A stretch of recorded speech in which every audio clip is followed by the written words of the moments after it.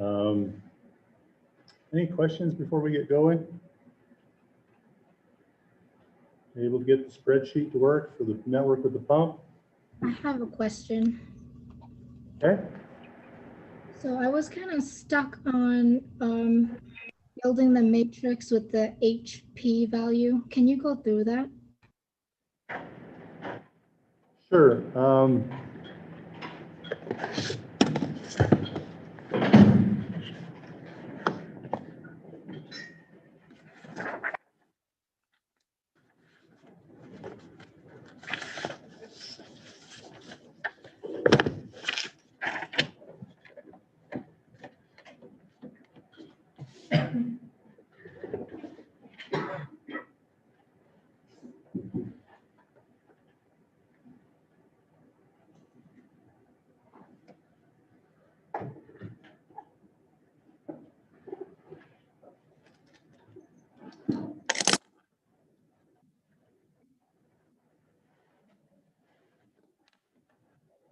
All right, so whatever pipeline you have your pump in, because we could have a pump in the middle of our network. It doesn't have to go right next to the tank. We could have a booster pump, and that's pretty common actually. If you have an area up on a hill and they have to supply water up on the hill, they may stick a booster pump somewhere, okay? So the concept is if we put a pump in, we're going to know the direction of the pump. Can you zoom out the camera a little bit there? We're looking really, really tight down on your paper. That would make a lot of sense and would help. Thank you. Yep. Okay. All right, so whatever pipeline this is, flow is going to be going in a given direction, and we should know the direction if we know it's a pump, all right? And if it's going in that direction from left to right, we know that the hydraulic grade line is going to be coming down due to friction losses. It's going to hit the pump, and it's going to go up, and then it's going to come back down. So if our loop is going against the flow, we're going to add, well, yeah, if we're going against the flow, that means we're going up the friction line. So it's going to be a plus CQ squared for the friction loss. But then when we get the top up here, we're going to drop down due to the pump. So it's going to be minus head of the pump. And that's going to describe then the flow in that section of pipe, that one single pipe, okay? So this is flow against. Now, if our loop is going the other direction, and then this would just be reversed. We would be going with the flow, so it would be minus C1, or minus CQ squared, not necessarily 1 because it's not pipe 1. And we hit the pump, it's going to add it. So now it's plus H to P. So this is flow with. So depending upon which way you set up your loops, we know once again that the flow is going to go this direction in the pipeline. But then our loop, when we're doing our energy equation, that's when the pump is going to come into our calculation. And from there, we just have to split it up like we've done before. We've linearized this portion. Now we have to linearize the pump portion. Because remember, the pump curve has the form, the head of the pump, which is also called the total dynamic head. We use both terms interchangeably.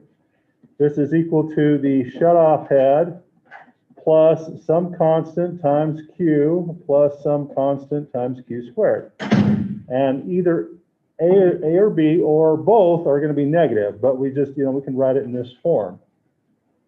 Okay? And we're going to take this equation and we're going to stick that up into whichever one of these we are using. But we also have to linearize the pump equation because it is nonlinear. Okay? And we do that by pulling one Q out. So when we linearize the pump equation, this equation then is going to come down to H sub naught plus the quantity A plus B times Q old, end of quantity, times Q new. With Q new, the one that we're trying to solve for. And you can see that if we were to spread this out, we would have the exact same equation. So now when we go to stick this in the matrix, H sub naught, our shutoff head, is a known value, so it's going to go over to the B vector. Q new is our solution, so it goes to the solution vector. And what we're left with in the cell that is appropriate for that pipe location is going to be C times Q old plus A plus B times Q old. And that's what goes in that one cell. Now, if you want to clean that up a little bit, you can. You know, I would note that we typically put absolute value signs around those, right? But it shouldn't be necessary if you have the direction of the flow correct. And once again, if you don't have the direction of the flow correct and you're putting in a pump, something is wrong. You've made a bigger mistake. Good practice is to put them in. So this is what goes into your matrix. So this goes into one cell of matrix.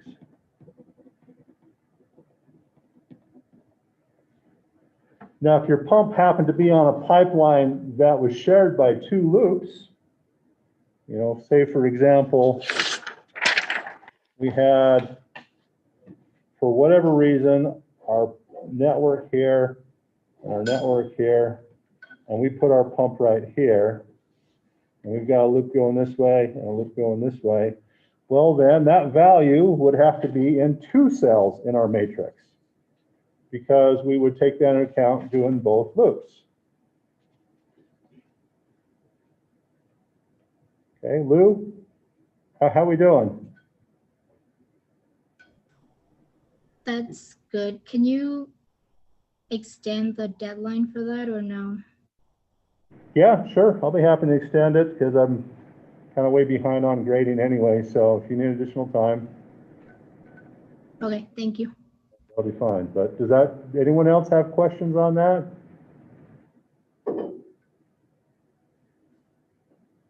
Okay, so really, when you go inside the spreadsheet, because the pump is located on pipe 1, so it's outside of both of your loops, your regular loops, and it's only on the pseudo equation, all you have to do is change the one cell.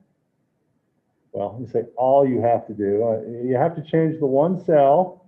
You have to change, of course, the tank elevations over in the B vector, and you have to take H sub naught, the shut off head, over in the B vector. Everything else should be the same. You also have to create a pump curve off of those points that I gave you. But once you get those, once you get A and B for that pump curve, then the only thing inside your matrix are you changing two things. So if you put the pump on like pipe 2, you would include the pump on your pseudo loop and the pipe 2 section. So I'm assuming that you're saying that if we had something like this, with a tank coming in and a tank over here, and you're calling this pipe 2, and that's where the pump is at. Yes. Yes. So in this particular scenario, you would include it in loop 1, okay? You would not include it in loop 2, and you would include it in the pseudo loop only if you went that route. Okay. I could just as easily go this route and completely bypass my pump in the pseudo loop, and it will still solve it. Okay. Okay.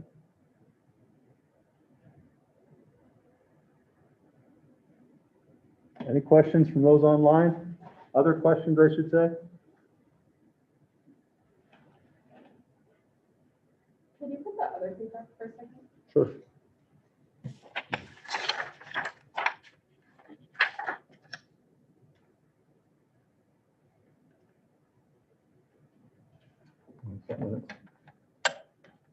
Zoom out a little bit on that.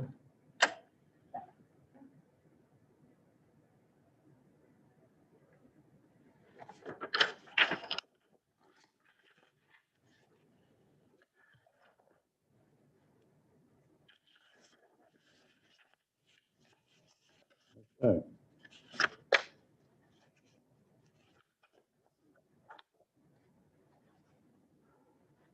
There's no other questions, then let's continue on in talking about water use.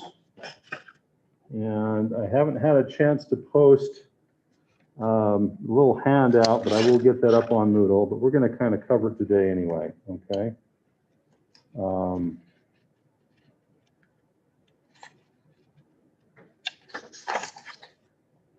So I want to define some terms. We have the annual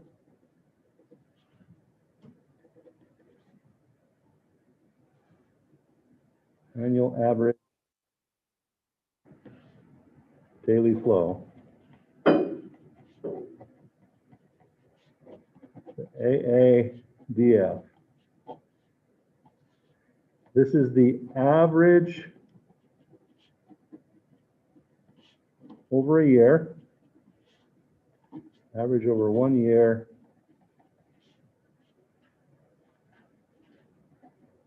flow for 1 day,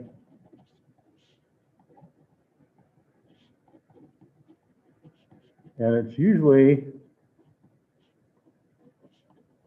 for one person.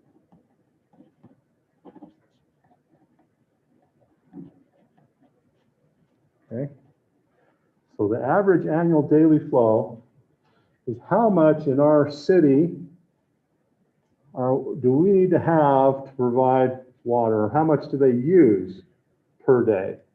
And it's not just what they use per day for personal use, but we want to include things like parks, loss. We may even roll businesses right into that and not even count the businesses, depending upon how you find the annual average daily flow. Where do you find the average daily flow?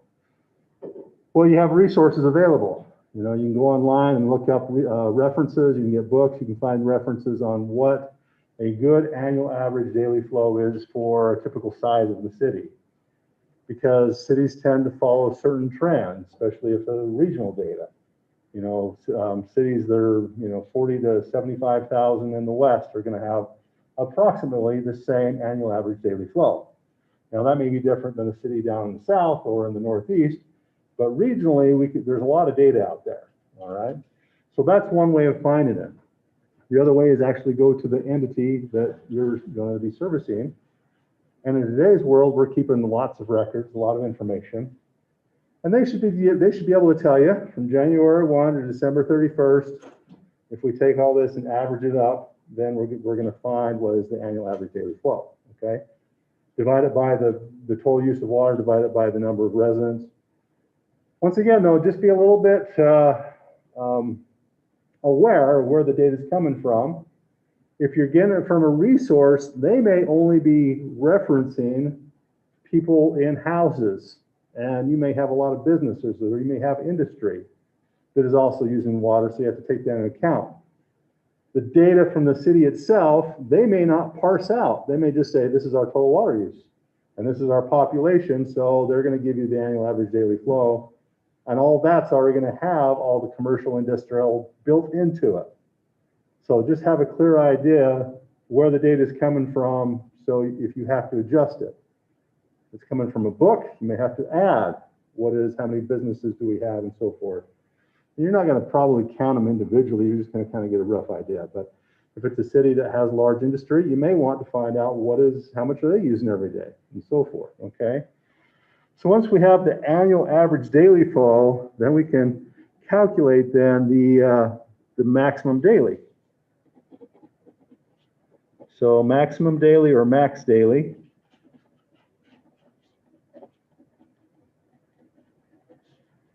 bless you. This is the flow at the highest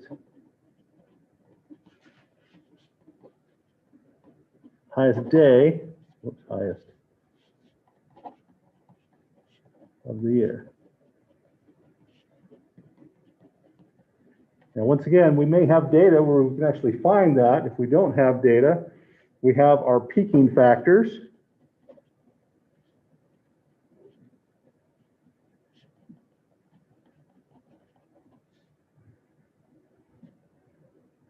And the peaking factor then is going to be 1.2 to 1.8. Okay? Which tells us then that our max daily is equal to 1.2 to 1.8 times our annual average daily flow.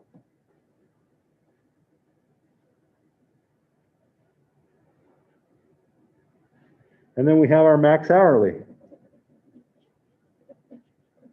So the maximum hourly is the highest hourly use. Okay.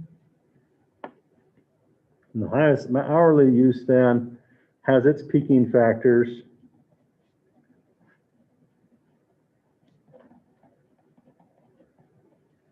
of 2 to 3. It's a pretty big range, but so it's always good to have some idea of, where some actual data to know where that should go in between there. So our max hourly then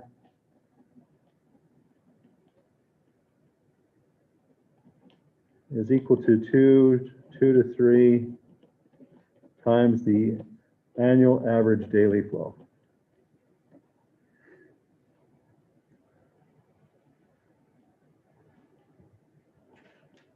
Now there's some general flow patterns inside water use. Obviously, we have seasonal. Summer is higher than winter. We also have hourly, in the sense that daytime is higher than nighttime. And the time periods between 7 and 9 and 5 and 7 tend to be the highest use because people are getting ready for school or work or coming home from school or work. And so those are the peak times during the day. Okay. So now that we have this right here, we can then decide how much we need to design our distribution system. We're not talking about how big we should design the water treatment facility or the storage facility, although that will certainly come into play. Right now we're looking at how big does the distribution system need to be, okay? And what we're going to do for the distribution then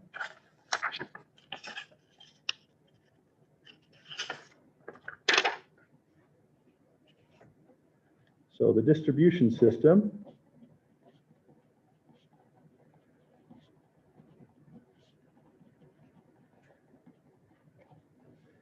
okay, we want to use the maximum of A is the max daily plus the fire flow, or B, max hourly.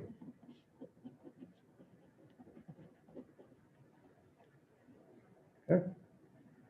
We're going to calculate both of those, and then we're going to use the highest of those two. The concept is that the highest hour, we're kind of rolling the dice a little bit, and we're saying that the fire will not occur when we have the highest hourly use. Or if it does, the highest hourly use, the fire is going to last longer than an hour, and so we'll be trying to put it out, and then we'll run into the next hour that isn't the highest hourly use. So it's one of those concepts of we can't we don't have enough money in the world to design for the worst case scenario.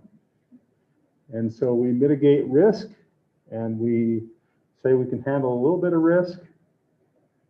And with that, we save some money. Okay? Think about that the next time you drive across the bridge. We do it in all engineering, right? We do not say that that bridge is going to hold up during a 7.5 magnitude earthquake. So if you happen to be crossing that bridge during a 7.5 magnitude earthquake, it's been good knowing you, type of thing, right? That's just kind of the reality is we just don't have the money to design for the worst ever event. So we take a calculated risk. Okay, so let's work some examples.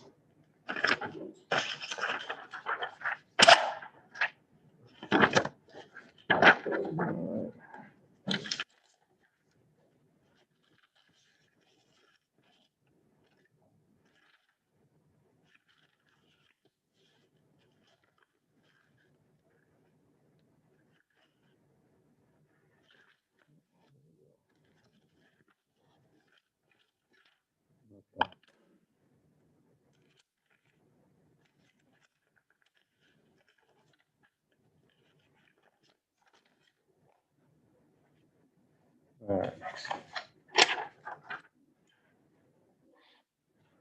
Here's our example. We have a town with a population equal to 25,000 with expected growth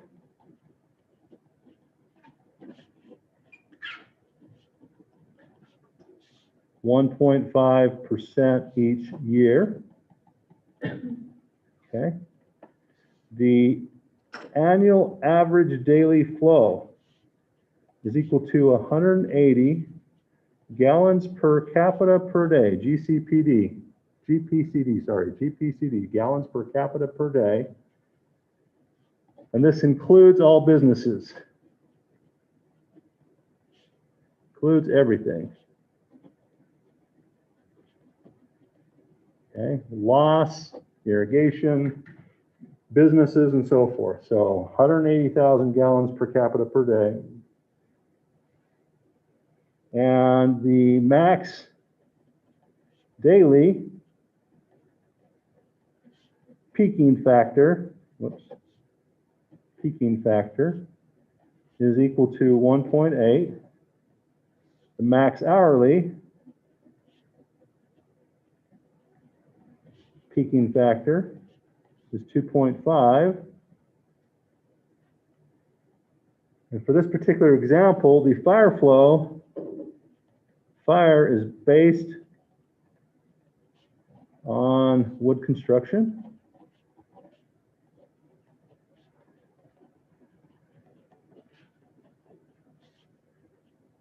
Average square feet is, excuse me, 3,500.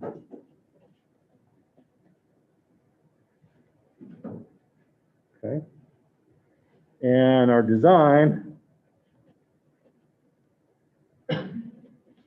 life was 20 years. Kind of short, but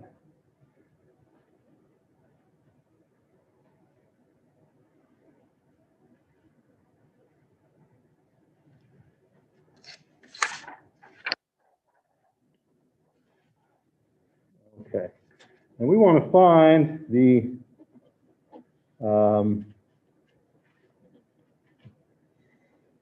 required peak flow,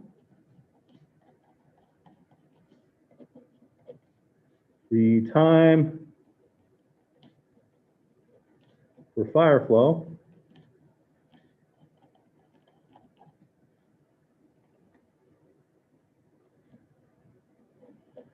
and the total storage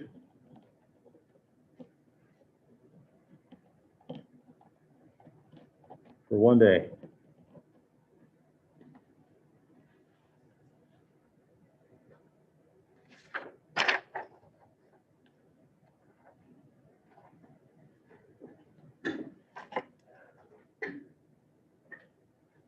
Okay.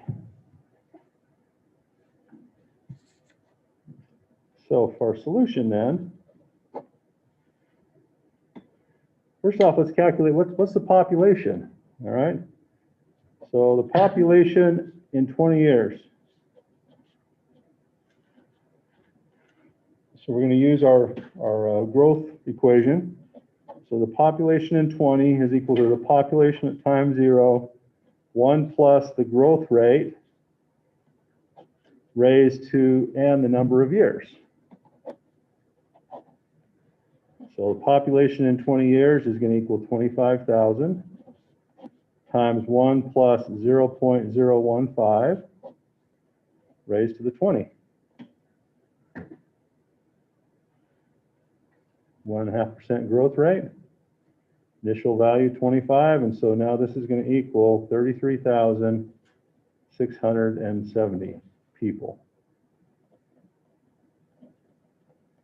So if the growth rate holds, right, that's what we would have. Okay.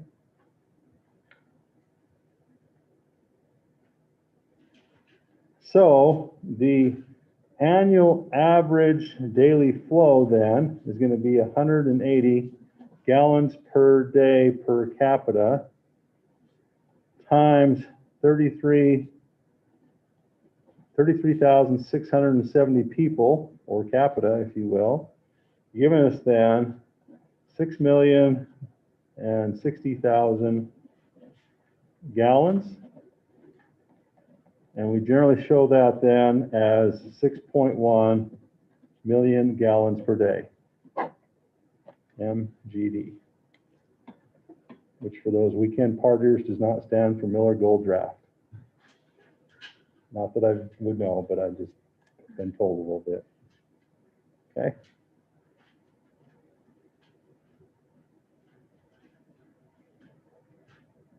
I had a friend that would read through water use calculations and you get a little excited when they talk about water use per day, million gallons per day. So anyway, all right. So it's pretty simple from here, all right? Max daily is equal to then, if we want to get it per day, so we could take the 180 times 1.8, then that's going to give us 324 gallons per capita on the highest day, which what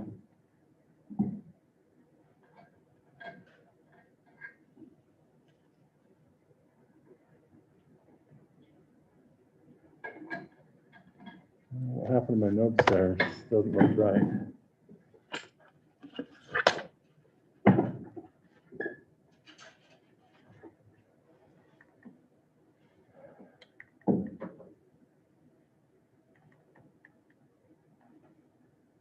So this is going to be 10.91 million gallons per day.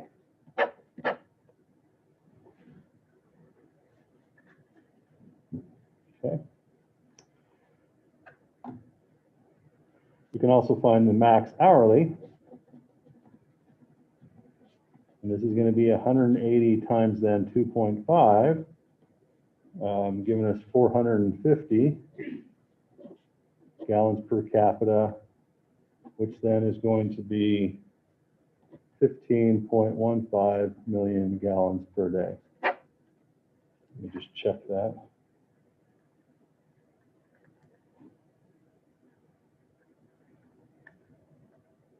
That is correct. Okay.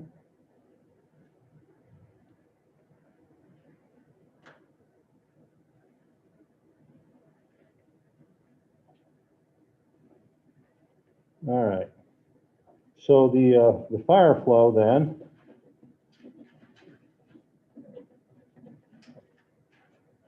would be equal to, we're going to use our equation that the fire flow Q sub F is equal to 18 times C times the square root of the area, where C is equal to 1.5 for wood.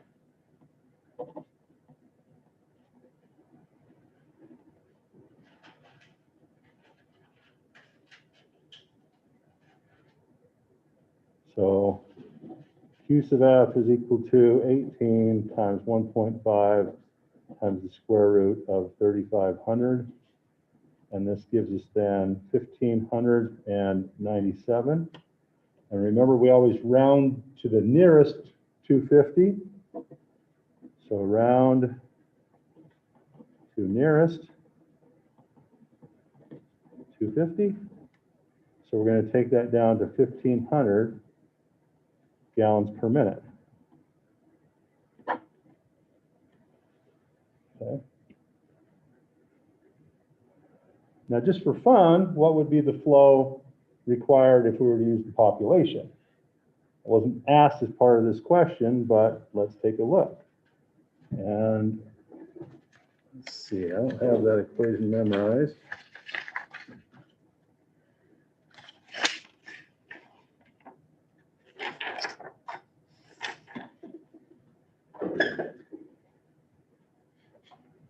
So if population-based, we could say that Q sub f is equal to 1020 times the square root of the population times 1 minus 0.01 times the square root of the population, where the population is in thousands. So P then is going to equal 33.7. Okay.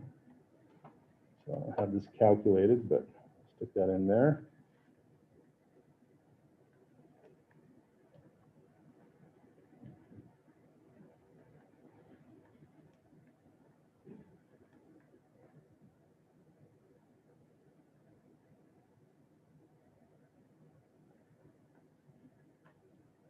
Well, that is significantly higher. Did I do that right? 1020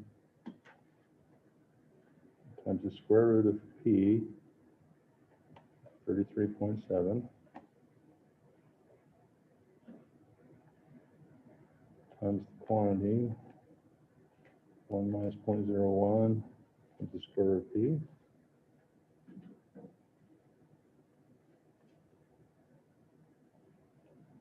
Subtract, multiplied. So here the fire flow is equal to 5578. We would round that to 5,500 then.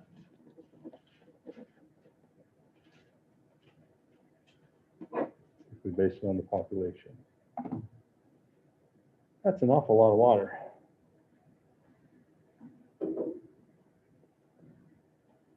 Unless you're living in a bunch of high-rise complexes and you want a lot of water to, if you have a fire.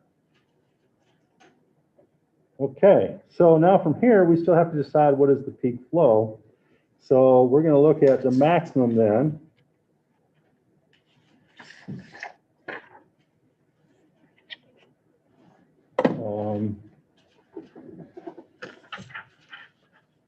Give me a second here.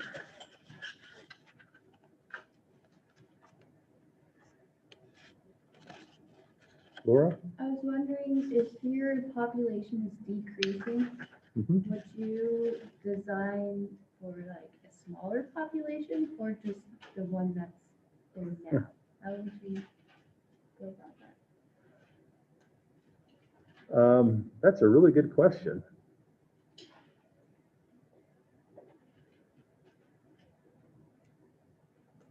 So you're saying you're putting in a new subdivision in a city, but the population of the city is actually going down.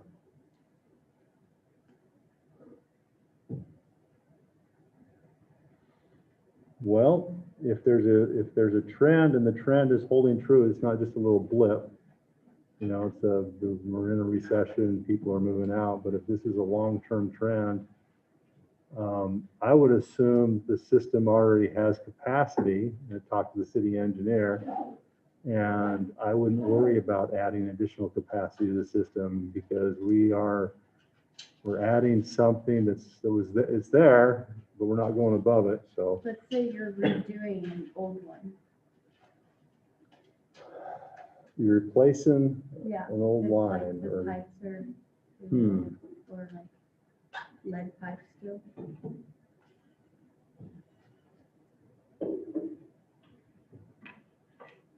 Anyone have any thoughts on that? Wouldn't you have to do it for what the current population is? Because if you went out and say you had this where you in 20 years you'll have 10,000 less people, that wouldn't work for right now. Right. So it'd get done and it wouldn't work. But what if you're in the scenario where the system was designed for 100,000 and you're down to 80,000? I would still think if you have 100,000 people that are currently still. Well, no, there- you don't have 100,000. It was designed for 100,000. Oh, okay. So the system was put in and the city either grew to 100,000 or was put in with the expectation it would grow to 100,000. Or it was put in with the expectation of say, 100,000, it went to 90 because it started to grow, but then due to a mass exodus, the population has dropped down to 80, and it's been a significant number of years. So currently there are 80. The system has 100,000 capacity, and you're not adding new people, you're just replacing some old lines. And here's the dilemma, and let me kind of shake it up here a little bit. If the population is dropping, you have less money in the city coffers. And you know that if you just go in and replace whatever's there for a 1-to-1, 12-inch pipe with a 12-inch pipe, that you now are going to raise the rates of the people that are living still there, right? Which may cause more of them to leave if the rates are already unrealistic and high. And if you know that, hey, a 10-inch pipe will do it, and I can save a little money, would you put in a 10 or a 12? 10. You'd go with the 10, okay? Any other comments, suggestions? Not so cut and dry, is it? Because there's a certain nagging thought in the back of your head as an engineer of, well, there's a 12 there. I kind of need to put a 12 in because what happens if the population turns around and goes back up? And, you know, in 20 years now, they're ripping this out and putting something bigger in because it wasn't sufficient. But the population trend for the last 10 years, 15 years has been downward. Why would it change? Well, someone could argue, well, it did change 15 years ago, 20 years ago. And if it, you know, was going up and then it changed, well, what's to say that it won't change again? I don't know. So I would tend to kind of agree with you, Nikos, that I'd probably lean towards, but I don't know. I really don't. That's when you call a public hearing and you have the public give their feedback as to whether they would allow their rates to potentially raise in the hopes of future expansion and put the onus on them to decide. Okay. Guarantee that's probably not going to go well. So I understand what you're saying, though. Of, yeah, let them know that let them roll the dice, so to speak, which is kind of an easier thing to do. we had a similar thing this election for in Evanston of would you want to pay some more property tax? It was strongly opposed. It lost by like 10 to 90%. Was that for? It Was was it? for a school district indoor soccer field. And it was, they were going to increase the property tax. There was argument about how much it would be. This whole thing was going to be like $27 million project.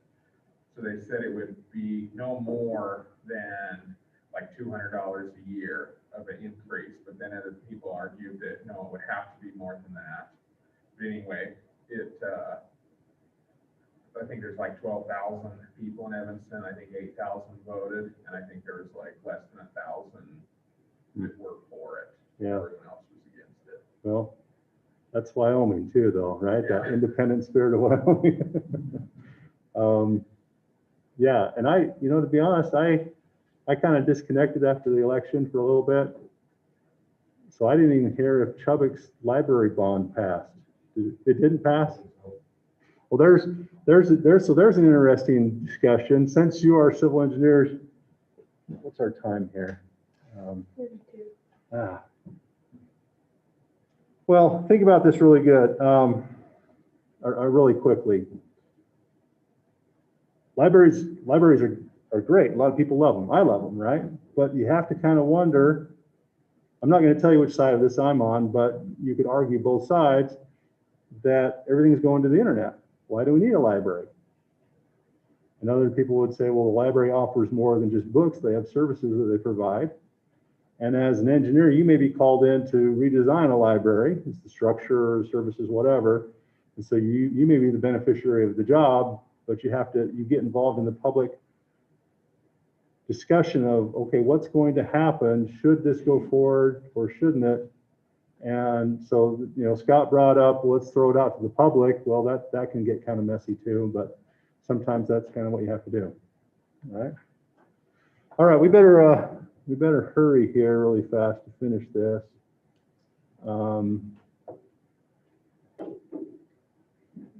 Okay, so we have to decide the peak flow. All right. So remember what we're trying to go with is we're trying to compare the max daily plus fire versus then the max hourly. Okay. So the max daily, we have 10.91 million gallons per day, which if we divide that by 24 hours and times 60 minutes in an hour, we're going to get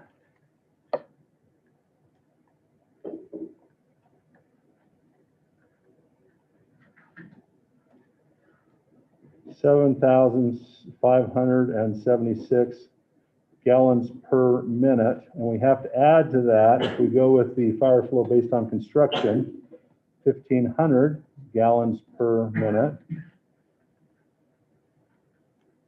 Then we're going to get a total of 9,076 gallons per minute. Okay. Versus then the 15.15 million gallons per day. Divide that by 24 times 60.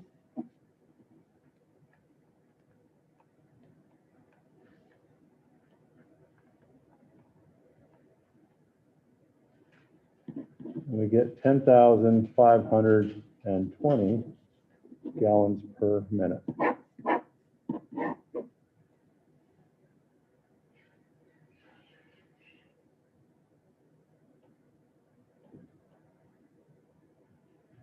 Okay. So I've highlighted that because that is the maximum of the two. So this is what we're going to design our network for.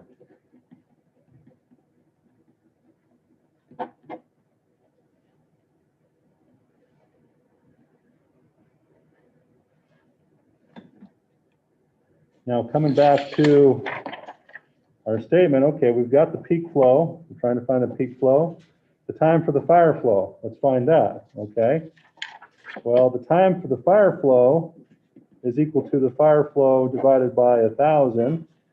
So we get 1,500 divided by 1,000 gives us 1.5 hours. But remember, there's at least a minimum of 2.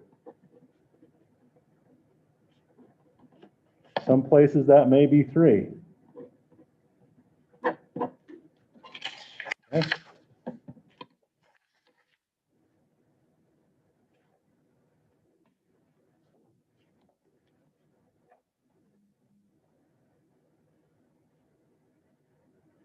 Okay, so we've got that 2 hours of fire flow, and now we have to find the total storage for 1 day. So, how much water do we need in 1 day?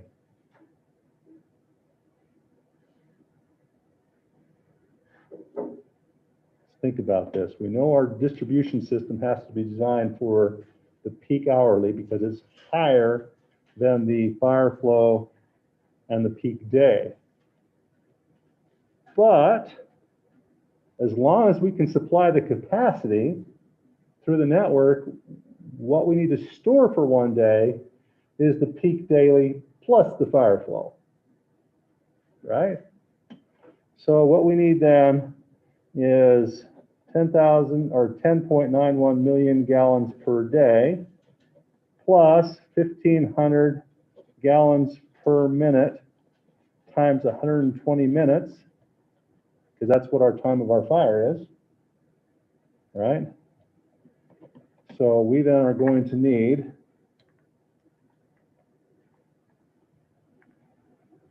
not going to change it very significantly, but nonetheless, we're going to need then 11.1 million gallons per day of storage.